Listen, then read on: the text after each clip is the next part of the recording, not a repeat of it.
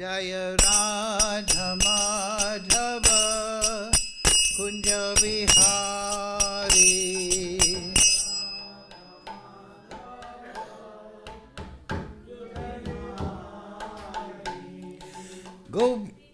Excuse me.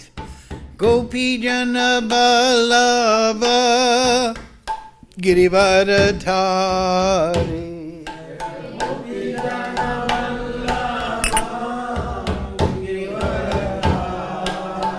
Yasoda Nandana Braja Janaranjana.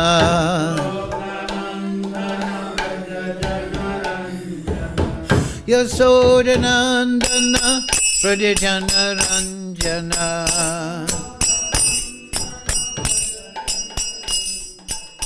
Yamuna Tira Vanachari.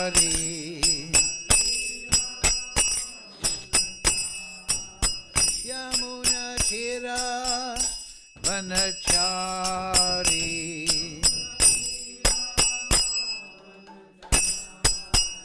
Jaya Radha Madhava Kunja Vihari.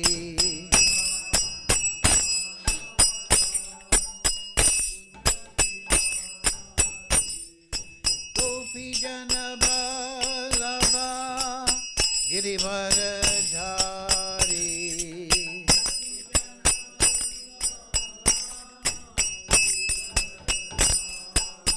Yasoda Nandana Braja Janaranjana.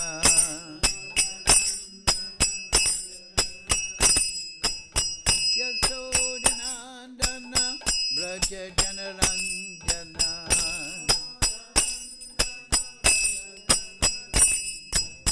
Yamuna Tira Vanachari.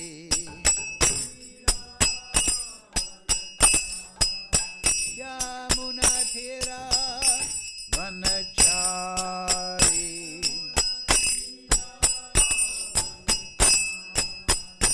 Jaya Radha Madhava Kunja Vihari.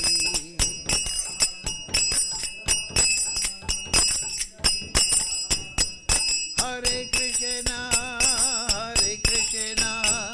Krishna Krishna, Hare Hare, Hare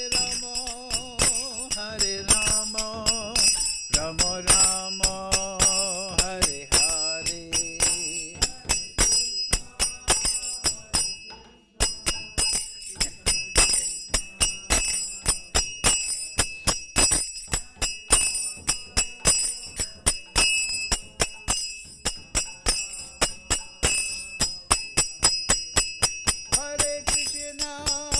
Hare Krishna, Krishna Krishna, Hare Hare, Hare Rama, Rama Rama, Hare Hare.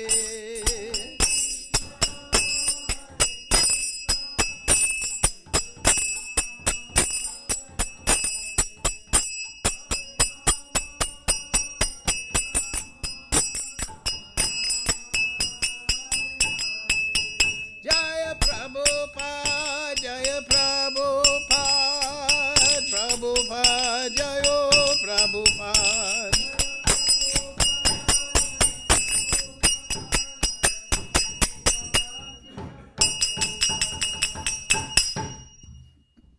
Done. Okay. Very good, Madanga playing. Getting better every week. Om Namo Bhagavate Vasudevaya. Om Namo Bhagavate Vasudevaya. Om Namo Bhagavate Vasudevaya. All together, please. Om Jnana Timirandasya Ganandana Sarakaya Yakshurunmilitam Yena Tasmai Śrī Gurave Namaha. Śrī Caitanya Manobhistam Sthapitam Yena Bhutale Swayam Rupa Kadamayam Didati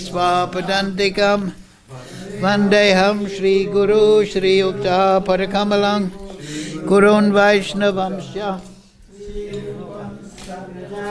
Sahagana Ragana Tam Vitam Tam Sajivam Sadvaitam Savadutam Prijana Sahitam Kṛṣṇa Caitanya Devam Śrī Radha Kṛṣṇa Padam Sahagana Lalita Śrī Vishakam Vikamsya He Kṛṣṇa Karuna Sindhu Dīna Bandhu Jagatpate Gopesha Gopika Kanta Radha Kanta Namostate Tapcha Kanchana Gaurange Radhe Vrindavaneshwari Vana Sudha Devi Haranami Paripriye Vanchakalpatarubhyasya Kripa Sindho Bevacha Paridanam Bhavnebhyo Vaishnavebhyo Namo Namaha Śrī Caitanya Chaitanya Prabhu Nityananda Śrī Advaita Gadadhara Śrīvāsadi Gaura Bhakta Vrinda Hare Krishna, Krishna Krishna, Hare Hare, Hare Ram,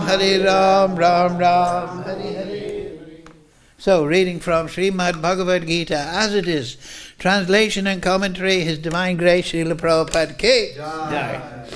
So, today's verse number 73. It's the last thing that Arjuna says in the Gita. And the verse before that is the last thing that Kṛṣṇa says. What chapter? 18. Entitled The Perfection of Renunciation. Right, 73. Okay, please repeat. Arjuna uvāca naṣṭo mohaḥ smṛtir labdhā tvat-prasādān mayācyuta sthito gata-sandehaḥ kariṣye vacanam tava naṣṭo mohaḥ smṛtir labdhā tvat-prasādān mayācyuta sthito gata-sandehaḥ kariṣye vacanam tava. Arjuna uvāca naṣṭo mohaḥ smṛtir labdhā tvat-prasādān mayācyuta sthito gata-sandehaḥ kariṣye vacanam tava. Arjuna uvāca naṣṭo mohaḥ smṛtir labdhā tvat-prasādān mayācyuta sthito gata-sandehaḥ kariṣye vacanam tava. Arjuna uvāca naṣṭo mohaḥ smṛtir labdhā tvat-prasādān mayācyuta sthito gata-sandehaḥ kariṣye vacanam tava. Arjuna uvāca naṣṭo mohaḥ smṛtir labdhā tvat-prasādān mayācyuta sthito mayā kariṣye vacanam tava. Arjuna uvāca naṣṭo mohaḥ smṛtir labdhā tvat-prasādān acyuta sthito gata-sandehaḥ kariṣye vacanam tava. Arjuna uvāca naṣṭo mohaḥ smṛtir labdhā tvat-prasādān mayācyuta sthito gata-sandehaḥ kariṣye tava vacanam. Arjuna uvāca naṣṭo mohaḥ smṛtir labdhā tvat-prasādān mayācyuta sthito gata-sandehaḥ kariṣye vacanam tava. Okay, word for word, please repeat. Arjuna uvāca. Arjuna said, Oh, naṣṭa, dispelled, mohaḥ, illusion, smṛtiḥ, memory, labdhā, regained, tvat-prasādāt, by your mercy, mayā, by me, acyuta, O infallible Kṛṣṇa, sthitaḥ, situated, asmi, I am, gata, removed, sandehaḥ, all doubts, excuse me, kariṣye, I execute, excuse me, vacanam, order, tava, your. Translation, Srila Prabhupada. Arjuna said, My dear Kṛṣṇa, O infallible one, my illusion is now gone. I have regained my memory by your mercy. I am now firm and free from doubt and am prepared to act according to your instructions. Please repeat. Arjuna said, My dear Kṛṣṇa, O infallible one, my illusion is now gone. I have regained my memory by your mercy. I am now firm and free from doubt and am prepared to act according to your instructions. Purport Srila Prabhupada.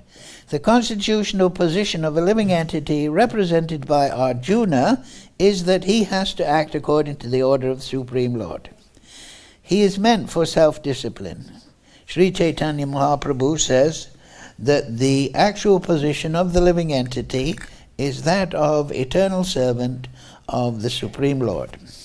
Forgetting this principle, the living entity becomes conditioned by material nature, but in serving the Supreme Lord, he becomes the liberated servant of God. The living entity's constitutional position is to be a servitor. He has to serve either the illusory mayā or the Supreme Lord. If he serves the Supreme Lord, he is in his normal condition. But if he prefers to serve the illusory external energy, then certainly he will be in bondage. In illusion, the living entity is serving in this material world. He is bound by his lust and desires, yet he thinks of himself as the master of the world. This is called illusion. When a person is liberated, his illusion is over, and he voluntarily surrenders unto the Supreme to act according to his desires. Yes. The last illusion, the last snare of mayā to trap the living entity is the proposition that he is God. The living entity thinks that he is no longer a conditioned soul, but God. He is so unintelligent that he does not think that if he were God, then how could he be in doubt? Good point, huh? If you're God, he thinks, oh, I'm God. Well, if you're God, why are you half realizing it now? You know what I mean? Before you weren't God, now you're God. So what were you before? Dog. So anyway, this is the illusory energy. It can make you believe things that are illusory. He does not consider. I'll say that again because it's a very nice. He is so unintelligent that he does not think that if he were God, then how could he be in doubt? Right? Very simple point. Last week we were discussing that the suffering in the material world, that makes us realize we're also not God, right? Because if I were God, if I were the creator, I would not create arthritic knee. I would not create indigestion, right? You say you are God, I think I'm God, But I'm not doing a very good job. I'm growing old. I'm stupid. Well, I was stupid before, but I'm growing old. So, is this what we want? We want to stay 18, 19, 20, 16, 17, right? We don't want to grow up and become servants of the taxman. We want to stay young, but material nature teaches us that we're subordinate. You see, we're subordinate. So that means we're not God, because God means Brahman, supreme, right? In the Brahma Sutra, atato Brahm Jignas. So the word is very interesting. Out of all the words that can describe the supreme absolute truth, the word that Vedavyas, when he's creating the sutras, Vedanta Sutra, the one he chooses to introduce his God is Brahm, Brahman, Brahm, B-R-A-H-M-A. And that generally means, it has many meanings, but the root meaning is supreme and also spirit. So we are not supreme spirit, but we are parapakriti, apariyamitastam yam prakritim vidime param jiva bhutam mahabāho yeta jagat. We are supreme spirit, but we are dependent upon the Supreme Lord, because we're not the Anadir Adir. Anadir Adir, that's in the Brahma Samhita. That means he is the source of all entities, but he himself has no source. So that is pretty an amazing thing, isn't it? We all have a source. Prabhupada says, we have a father and mother, and they have a father and mother, they have a father and mother. So you go all the way up, and you come to Kṛṣṇa, but he has no father or mother. But he enters into Leela. It's very interesting. So, because we have to understand, we can understand Kṛṣṇa through the creation. Understand? We understand that Krishna's artistic ability, his Leela, by what he's producing. Just like if you look at a painting, you can gauge the nature of the painter. If you listen to music, you can gauge the nature of the musician. But at Kṛṣṇa, everything is his creation. So he has created this amazing creation. But that gives insight into him. So anyway, we are not the creator. We create trouble. So that is the last snare. Actually, to become free from the illusory energy is to understand Kṛṣṇa, the Supreme Personality of Godhead, and agree to act according to his order. That's the point. Next paragraph. The word mohaḥ is very important in this verse. Mohaḥ refers to that which is opposed to knowledge. That's interesting. Mohaḥ means illusion also. Mohan. So mohaḥ, illusion, is that which is opposed to knowledge. So in the purport today there's many nice definitions, right? Illusion is that which is opposed to knowledge. Actually, real knowledge is the understanding that every living entity is eternally a servitor of God, of the Lord. But instead of thinking oneself in that position, the living entity thinks that he is not a servant, that he is master of this material world, for he wants to lord it over the material nature. That is his illusion. This illusion can be overcome by the mercy of the Supreme Lord. Sorry, I've got indigestion. Or the mercy of a pure devotee. When that illusion is over, one agrees to act in Krishna consciousness. So that's also very interesting, because that's like this verse, isn't it? Aham sarvasya prabho matak sarvam pravartate iti matva bhajanti mam buddha bhava samanvita. Once you know that Krishna is the creator, then iti matva bhajanti mam. If you know that nicely, then you automatically serve. You automatically, once the realization is there. So we're always talking on this point, that the first step of bhakti is to gain siddhanta, spiritual knowledge. We have free will, we can choose here and there, but we choose on the basis of our knowledge or our understanding. So therefore it is very important to have the correct understanding. And of course there's nothing comparable to the Gita. So when that illusion is over, one agrees to act in Krishna consciousness. So we have free will, but we also have the proclivity to choose to do the right thing.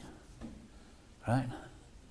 We have a natural desire to do the right thing. We don't want to do the wrong thing. We want to do what's best, according to our opinion. So, by hearing from Guru, Krishna is Guru of Arjuna, then one thinks, yes, this is my real self-interest. So this may not be pure bhakti. One is thinking, oh, I'll become a devotee, then I'll get pure life, eternal life, bliss and knowledge. So it's not pure unmotivated bhakti. But it's good, because one is realizing this is my benefit. This is my benefit.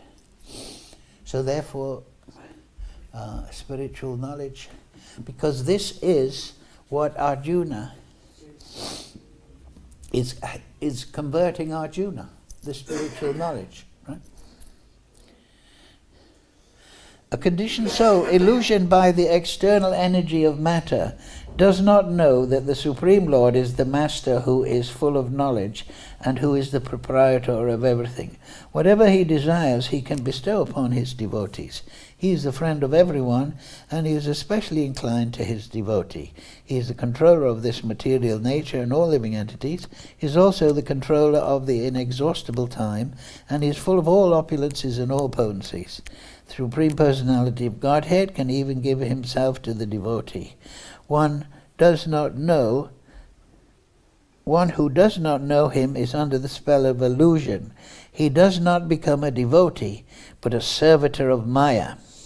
Arjuna, however, after hearing Bhagavad Gita from the Supreme Personality of Godhead, became free from all illusion.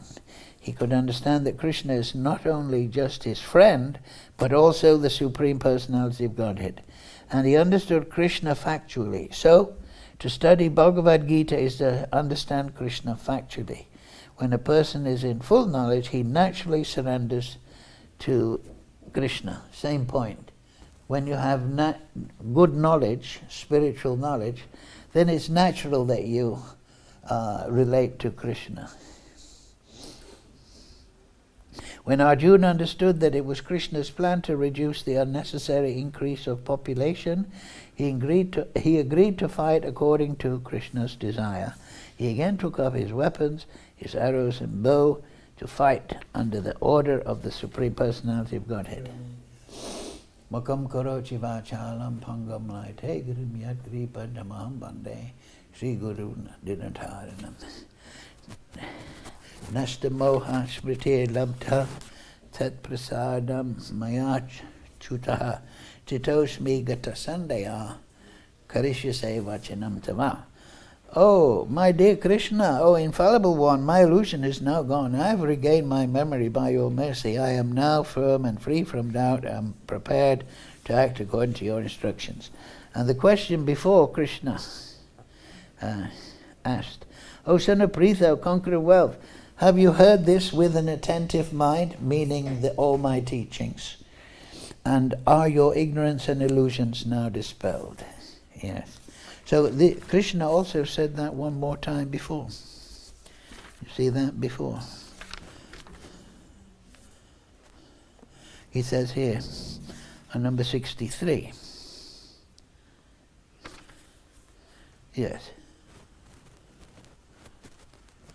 He said, also he asks Arjuna, similar mood. Thus I have explained to you knowledge still more confidential. Deliberate on this fully, then do what you wish to do. So he's putting Arjuna in the seat. Do what you wish to do. Huh? But the tendency is that if you have spiritual knowledge, you will surrender to Kṛṣṇa. You'll start to enter into the path of yoga. What does surrender to Kṛṣṇa mean? It means to act for the sake of him. Huh? That is Kṛṣṇa consciousness. So this is the long journey. This is the end. Now, at the end is 78 verses. That's the final verse. Today is 73. So it all started with one question too, you could say. And that's in the second chapter. Arjuna was all confused, full of illusion. But how did Kṛṣṇa get rid of that attachment? By telling him he's not the body, he's a spirit soul. So we are in illusion that we're the material body. So when we study and contemplate during our chanting, during our sadhana, I'm not this material body, I'm the soul, and we chant in that light, then we can attain transcendental consciousness. We will get that transcendental feeling. Here, you look. Arjuna said, "Oh Kṛṣṇa." Arjuna said, look, Kṛṣṇa said to Arjuna, this is contents summarized, this is also contents. So, Kṛṣṇa told Arjuna, you're not the soul, you've got to perform devotional service. You've got to attain spiritual consciousness beyond all this lamentation that you're feeling now. So, Arjuna asks, "Oh Kṛṣṇa, what are the symptoms of one whose consciousness is thus merged in transcendence? How does he speak? What is his language? How does he sit? And how does he walk?" So this is the summation of the whole question. Sri Bhagavan uvāca, "Prahachi yad karmam sarvam patha manogatan admena evana tushta sthita pragyata doshate." The Supreme Personality of Godhead said, "O Pritha, when a man, Partha, when a man gives up," right? So Arjuna's question is, who is transcendentally situated? How will I recognize somebody who is above the modes, above material consciousness, on that famous spiritual platform that we always hear about, right? The sages are there, the transcendental meditation, spiritual world is beyond matter. So, how will I recognize who's there? When a man gives up all varieties of desire for sense gratification, which arise from mental concoction, and when his mind, thus purified, finds satisfaction in the self alone, then he is said to be in pure transcendental consciousness. So that is so spiritual consciousness, pure transcendental consciousness, doesn't mean to be happy materially or, satisfied materially. It means he's satisfied in his spiritual realization. The transcendental realization of the transcendental level, turiya, that is satisfying. And the word is here, satisfaction in the self alone. So he's not, in the material world we want happiness, we view it as outside and we'll get it and I'll put it in me, I'll become happy. But spiritual life means I am full of satisfaction, from spiritual realization. So I'm not searching for something in the external world. So this is Arjuna.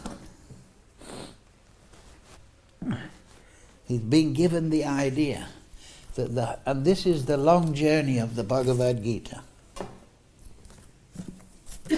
So, we talked about it last week, the Uddhava Gita, because how to become transcendental.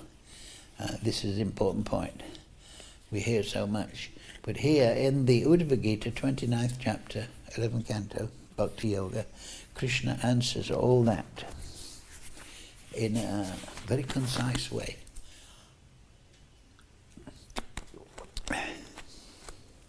So, before we do that, before we discuss that, I'll just quote a similar verse from the 28th chapter, which is Jnana Yoga. So it's Jnana Yoga, chapter 28, then 29, Bhakti Yoga. This is the Uddhava Gita, which means Kṛṣṇa is teaching Uddhava how to become Brijvasi, Paramahamsa, beyond all material designations, just like we hear here. Giving up all. It's very interesting what Kṛṣṇa says. Our idea about what is pleasure is just arising from mental concoction. Right? Somebody is thinking, I will drink daru and I'll be happy. What's daru? Alcohol, local. You know, in America they have bootleggers. Didn't you see all those movies, the bootleggers? Anyway, it's country-made liquor, I guess, right? I haven't taken it, but I've heard about it. But anyway, the point is that idea, it's a concoction, right? The sperm whale wants to mate with the female sperm whale. This is a big concoction in his mind, right? And so all the living entities in all the species of life, they all have these concoctions. How I'm going to become happy. By becoming wealthy, by becoming famous, by getting this, by doing this. Kṛṣṇa explains it in the Gita, right? Divine and demoniac. So much wealth do I have today, and I will gain more according to my plans. He is my enemy, and I have killed him. He is my enemy, and I will kill him. There is none so powerful as me. I'm surrounded by aristocratic friends and relatives.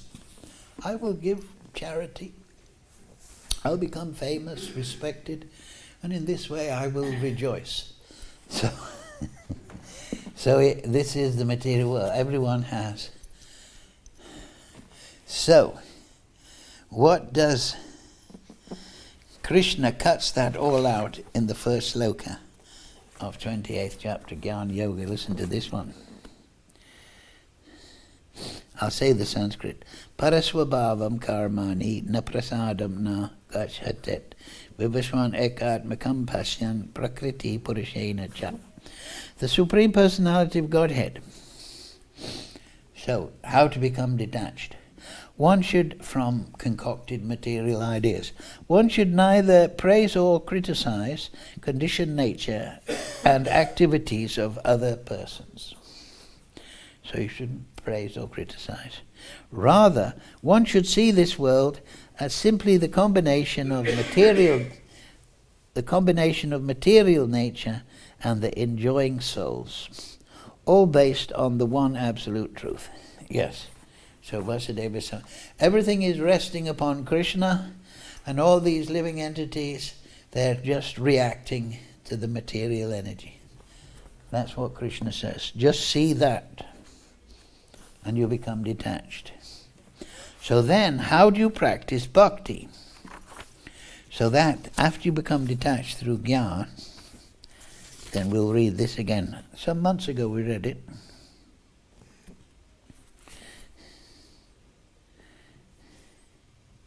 Yes. So you know the story. Arjuna, he was sent by Kṛṣṇa back to Vrindavan, and he saw the Brijvasis, and he saw their incredible level of Kṛṣṇa consciousness, and he realized, wow, I thought I was devoted and so on in Dwarpa, but this is nothing compared to the Brijvasis. So then Kṛṣṇa is telling him how to go to that ultimate platform, and that is the mission of Lord Chaitanya. The Supreme Personality of Godhead said, yes, I shall describe to you the principles of devotion to me, by executing which a mortal human being will conquer unconquerable death. So this is another way of bhakti being described. Always remembering me, Damana, you should perform all your duties for me without becoming impetuous, Majjaji. With mind intelligence offered to me, one should fix his mind in attraction to my devotional service. One should take shelter of holy places where my saintly devotees reside, and we should be guided by them. Now, either alone or in public gatherings with singing, dancing, and other exhibitions of royal opulence, one should arrange to celebrate those holy days, ceremonies, festivals set aside for my worship. So, yes, the festival days are very good for fostering devotion. That is, for him who constantly meditates upon my presence. Now this is the path of the Paramahamsa. This is how Uddhava, by this practice given by Kṛṣṇa, he's going to become a highest level devotee. For him who constantly meditates upon my presence within all persons, the bad tendency of rivalry, envy, and abusiveness, along with false ego, are quickly destroyed. So, meditating on Kṛṣṇa within the heart of all living entities, this destroys envy, matsarya, which comes out as rivalry, envy, abusiveness, false ego.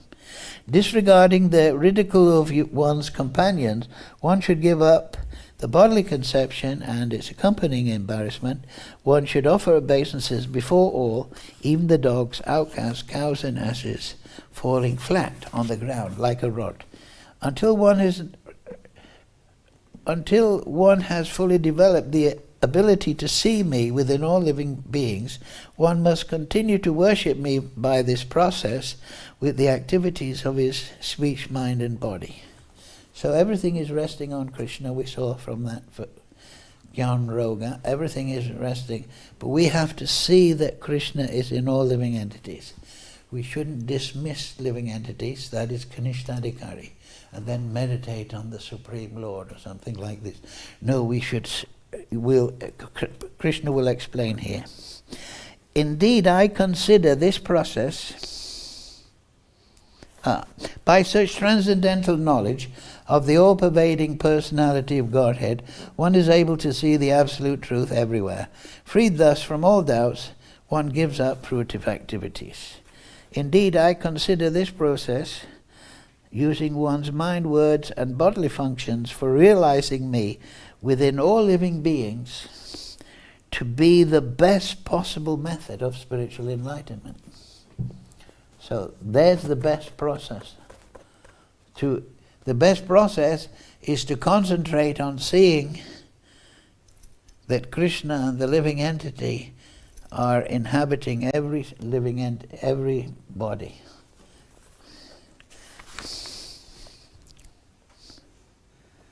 Right. Right, now we're going a bit further.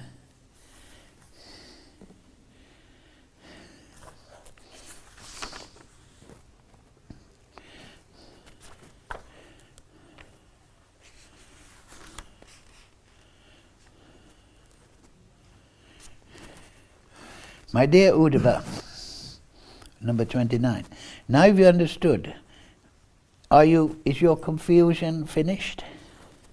Again, same point. By understanding confusion, spiritual understanding, you should not share this instruction with anyone who is hypocritical, atheistic, dishonest. So you should this knowledge is only for devotees. Right?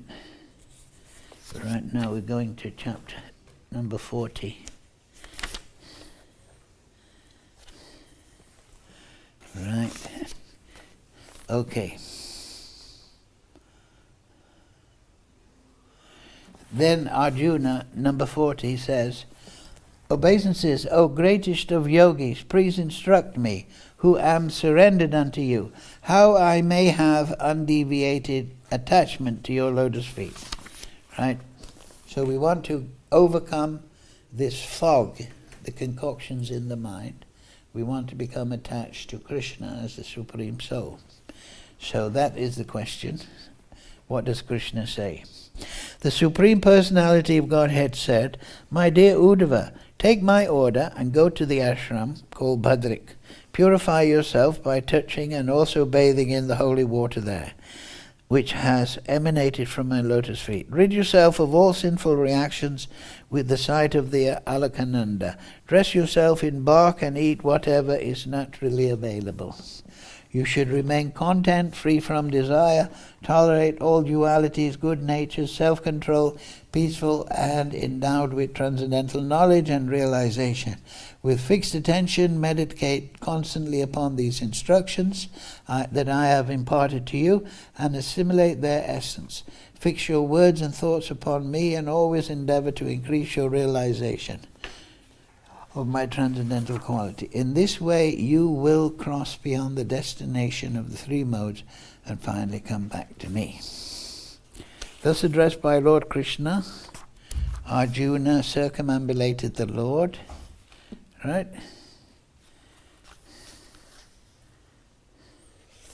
Yeah. There's another verse earlier on where Kṛṣṇa says, by this method of seeing me within all living entities and seeing, then this material world becomes no longer an obstacle. This material world is an obstacle, Kṛṣṇa explains, because we interpret it as material and we see it as separate from the Supreme Lord. Just like in many of the man-made religions, they have the idea God is in heaven and this material world is the devil or something. It is evil here. No, but Kṛṣṇa here, if you remember that first sloka, he said, this is all the living entities.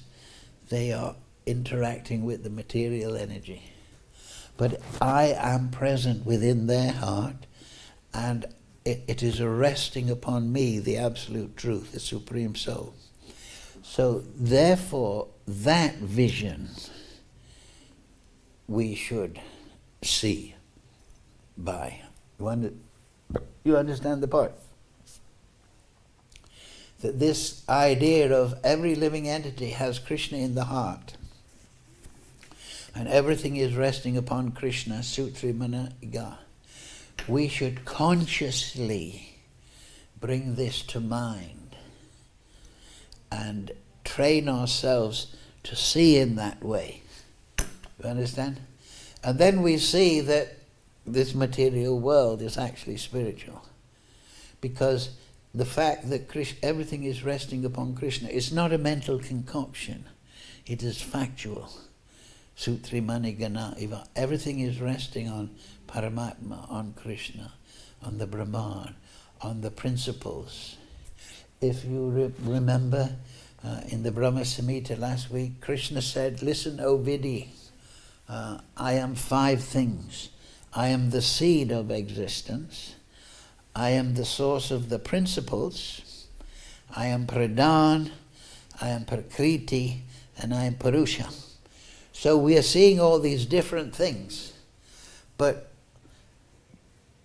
because of mental concoction and lack of spiritual knowledge, we're tending to see in a conditioned way. Understand? Just like a lion, he doesn't see a spirit soul. he sees a rival lion trying to take his territory, and then he acts accordingly.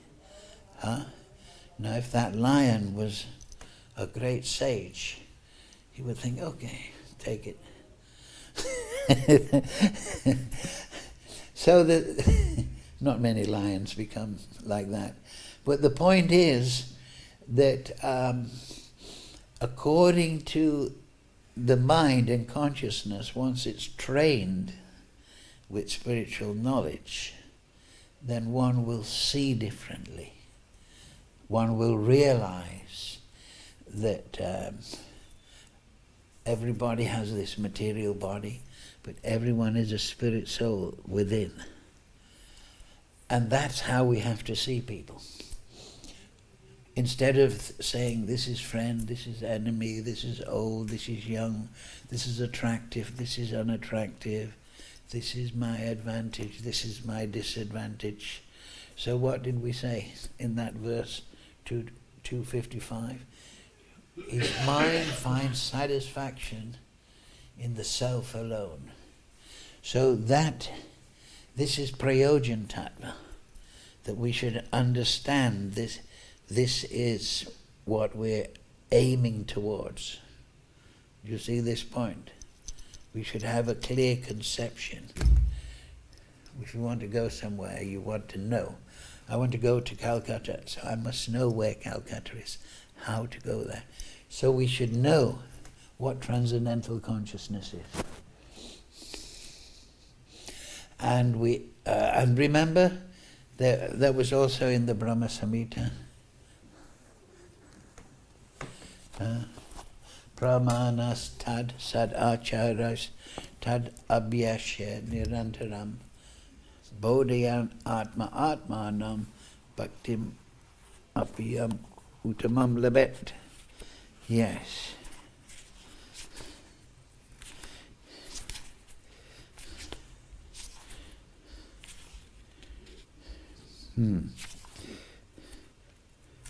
The highest devotion is attained by slow degrees by the method of constant endeavor for self-realization with the help of scriptural evidence, pramana, theistic conduct, being a good person, avoiding sinful life, and perseverance in practice. So the combination of both those things, studying Siddhanta, we're so fortunate because Prabhupada has great skill in making everything very clear. We should absorb that, and then we should chant Hare Krishna and do smaranam, absorbed in remembrance of Kṛṣṇa as transcendentally situated. And we should see all living entities as transcendentally situated. Because the soul is never contaminated. It is the consciousness that becomes contaminated. So, Hare Krishna, Krishna Krishna, Hare Hare, Hare Ram, Ram Ram, Hare Hare. So this is some points here on this. Kṛṣṇa is telling Arjuna, now I've given you all this knowledge, Arjuna. Are you fixed up? Are you ready? So, but say somebody, like you're all devotees, and you're practicing nicely so you can understand this knowledge. But before people understand the more complicated or subtle aspects, then they should chant Hare Krishna. And this is what's happening. Now all over India people are chanting Hare Krishna, right? Prabhupada's plan. His plan was to go to the West, bring devotees back, and then wake up India. Right? So now they, Ram Navami, Ayodhya. What is the name of the deity there? Ram Lala. I'm going tomorrow. You're going tomorrow to bring back photo. Yeah, all right. And so is Is it Ram and Sita? No, it's just Ram. Only Ram in the children from the child form. Huh? It's only Ram. It's Child, only Ram. in child form. Huh? Ram Lalla in Only a Ram. small boy, 5 years boy.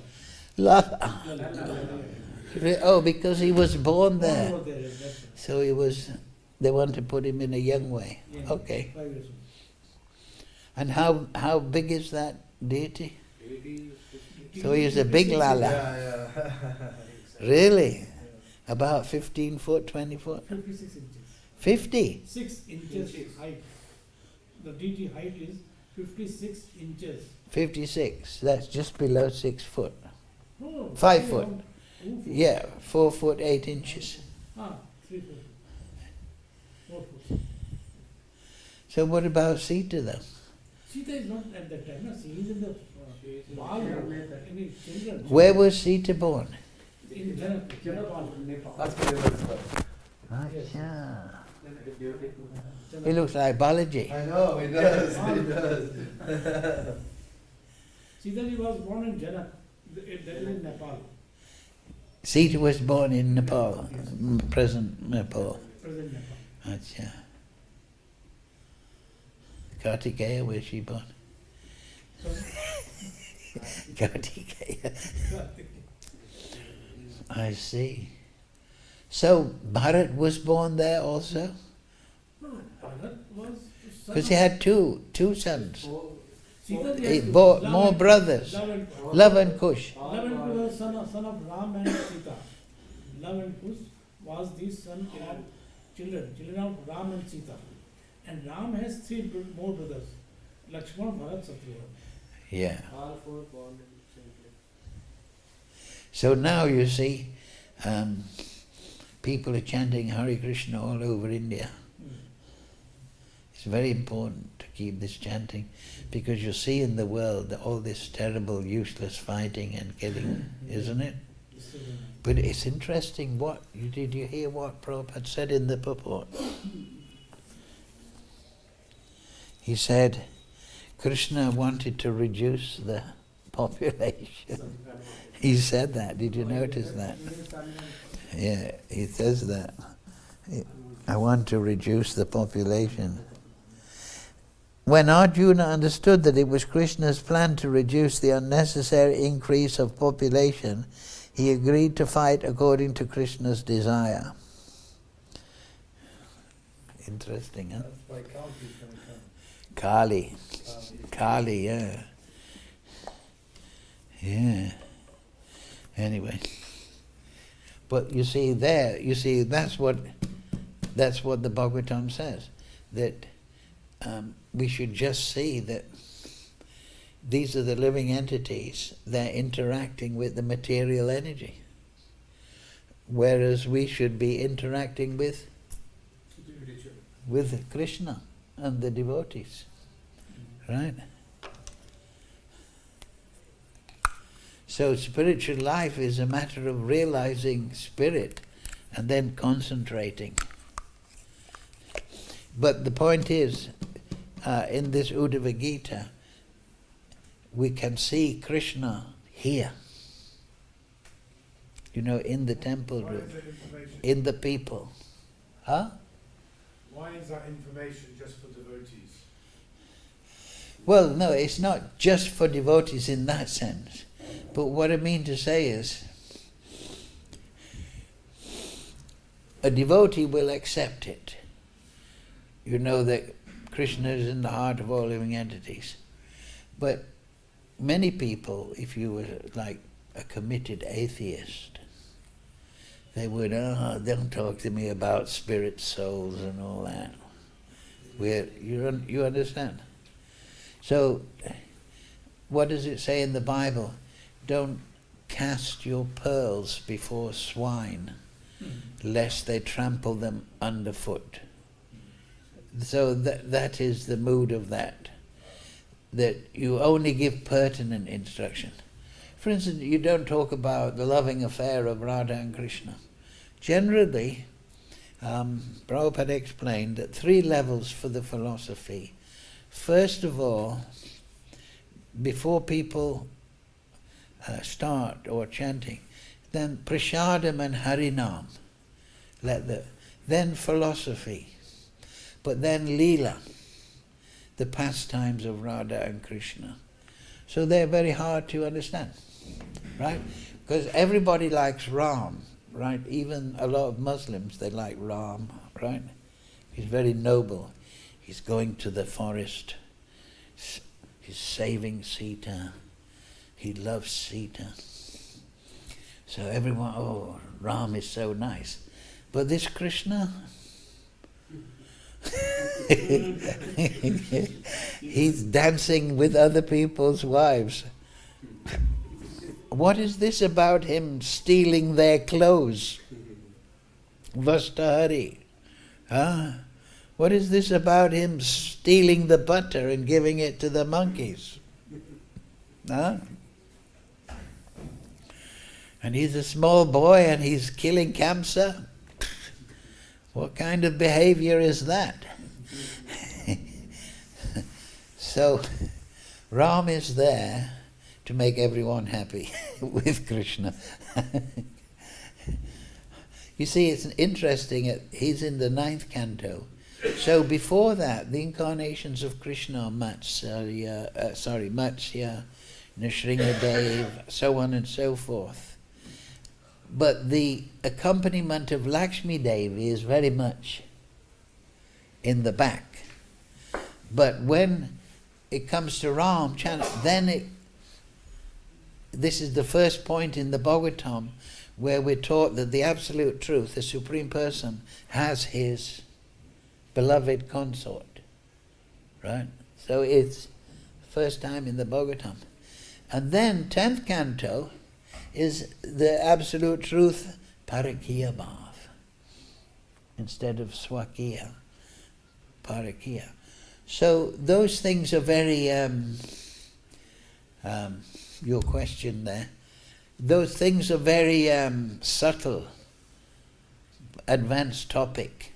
Krishna's Leela, Krishna Vastahari, he's dancing in the moonlight, he's, he's disappearing from the Ras Leela.